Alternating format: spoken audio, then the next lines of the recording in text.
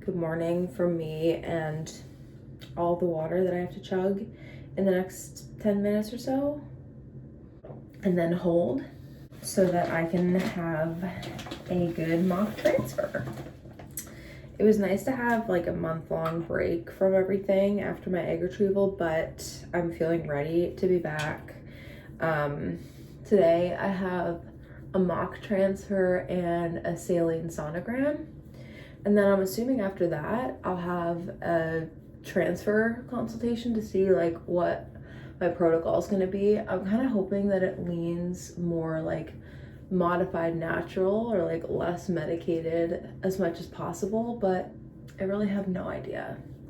Really, my only problem is that I have PCOS and I overproduce LH. Like my numbers otherwise, I think tend to be like pretty good. So who knows? Last time I had a saline sonogram, I asked for lorazepam to keep me calm. But I think I was confusing a saline sonogram with an HSG last time, which I think HSGs tend to be worse.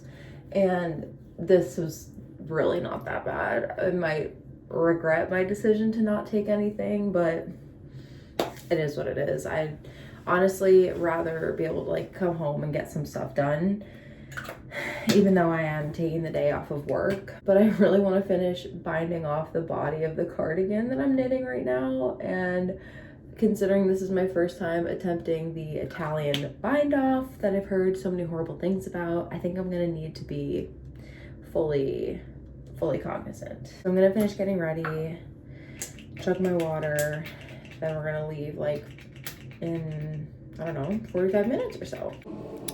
Julia, why are you already changed and why are you waiting for this pregnancy test to be done? I will tell you, because I just had the craziest morning and it's not even 9:30.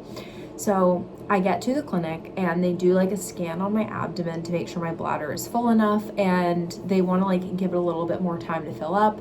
So they were like, go release like a couple drops for an updated urine sample, because I needed to give updated labs today, and then we can always do the saline sonogram first and then the mock transfer to give your bladder some time to fill up. So it's like, okay, I give them my urine sample. They come back a couple minutes later, 2 pregnancy tests in their hand. And they were like, okay, so one of these is a faint positive. The other one is negative. We don't know what's going on, but you need to go empty your bladder so that we can scan you and see what's happening. So I do that. Mind you, I started birth control like 6 days ago, and I don't ovulate on my own. That's why we're doing IVF. So they're like scanning me to see what's going on, and something is just off. They can't tell exactly what is off, but my lining is like over 7 millimeters, which usually by this point in my cycle, it's like a 4. And I feel like I've had enough scans to know that about myself. And they just can't tell what's going on. I have been having some like pinches over the past couple days, but I thought I was just having a cyst that was shrinking because of the birth control. They said that was definitely a possibility, but it looks like there was a follicle that had ovulated this cycle, potentially. So they cancel my tests and I go get a ton of blood work done. And we're like, okay, we'll see what's what. Because the other thing is they have to make sure it's not ectopic, because sometimes after an egg retrieval, an egg can kind of go rogue, as they said, and go to somewhere else in your pelvis. And if it fertilizes, then that's obviously very dangerous. So we get in the car, we're like, okay, and we're like on our way home, and I really wanted to go get like breakfast after all of this, like that was our plan anyway, but I looked down at my elbow, I'm covered in blood, my whole sleeve covered in blood. The phlebotomist that took my blood today is my least favorite one at the clinic. Not because they are not super nice, everyone there is super nice, but it always hurts. I always bruise when this one takes my blood, and I had just kept bleeding, I guess, and my Lululemon sweatshirt was covered in blood. So we're like rushing home. We don't go stop for breakfast, and my thing is in the wash now, but now we just wait for them to call me and see what's going on. And I just took this first response. This is so starkly negative. There's no question. So I have a feeling this just like pushed us back a day or so, which is fine, but that's like kind of a cruel joke. that my body played on me, that we thought potentially I could be pregnant naturally, which would be insane. Yeah, so now we just wait for them to call and see what the rest of my levels are doing. Okay, end of the day. That was one of the more like draining days I feel like we've had on this whole journey so far. The HCG test came back negative, which is great because that means it's not like an ectopic. But as someone who has never gotten a positive pregnancy test, that was also like, I don't know, this was such a weird day because I swear like our future almost flashed in front of our eyes, like in a good way, when we saw that one of the tests was positive, because that's never ever happened for us before. So I mean, in the grand scheme of things, it's actually not even a setback at all, because I'm going back tomorrow to get the tests done, the saline sonogram and the mock transfer. So, you know, there is no delay in the process. And, you know, we don't even know what the process and the timeline is supposed to be, so it's really all good. It's not really in my control. It was definitely a very draining day. I was surprised by like how I feel. Luckily, I have somewhat of a, oh my god, wait, I was gonna take a shower. I'm so off today. Whatever.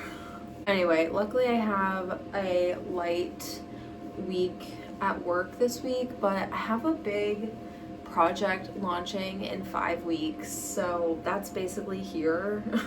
And I'm trying to really knock it out of the park because I did not finish the year strong at work last year. I kind of just like did my job and that's that, because I was just so obviously distracted by everything else that was going on. You know, when it rains it pours, and I do feel like going through infertility and dealing with the logistics of it all and just like the balance is a skill like that, as hard as this all is, I'm happy to be learning, because I know I'm gonna have to learn this like actual critical work-life balance prioritization skill at some point, and I would rather like start to get a feel for it and a hang of it before we actually have kids, you know? So that's that. My appointment's a little later tomorrow. I'm not going in until 11 a.m., which actually might be better, because they said the morning mock transfers tend to be a little bit more difficult because you've like just emptied your bladder not that long ago from like it being full overnight. So like the afternoon mock transfers and actual transfers tend to be a little bit easier with just your bladder being full enough, because there's like residual fullness from the day, if that makes sense. And my husband is taking our dog to the groomer at that time, so I will be going by myself, but it's okay as long as there are no wrenches like there were today. So I'm gonna go to bed. I'm gonna take a melatonin and just put myself to sleep because I need to reset. All right, it's a beautiful day to try again. And obviously my husband's out with me because he has to bring our dog to the groomer. So I'm flying solo, but I think I'm gonna be fine because I know what to expect. And then hopefully everything looks good and we can figure out what the transfer protocol is gonna be. Yay. Oh my gosh, I had to park so far away. All right, I'm back home. Honestly, not that bad. I'm waiting for my cauliflower to heat up so I can have lunch, but I just have some grilled chicken and a sweet potato. So they did the mock transfer first, which as I expected felt exactly like an IUI. And by that I mean I didn't really feel anything. Then I emptied my bladder. We did the saline sonogram. It's uncomfortable, but it's so fast and I really don't find it to be that painful. It's just bad cramping, really. And then it was over and everything looked good, and they said I'm free to schedule my transfer consultation. And I asked like if there's like a typical timeline between mock transfer and regular transfer, and she said you can get your consult scheduled and then typically the next week we'll bring you in for a baseline appointment, which is so soon. So maybe we're looking at a transfer within the next month. no idea. But yeah, so we'll see. Hopefully the saline sonogram gave them a good enough picture of everything that my anatomy is actually all good. And yeah, not bad. Really not that bad.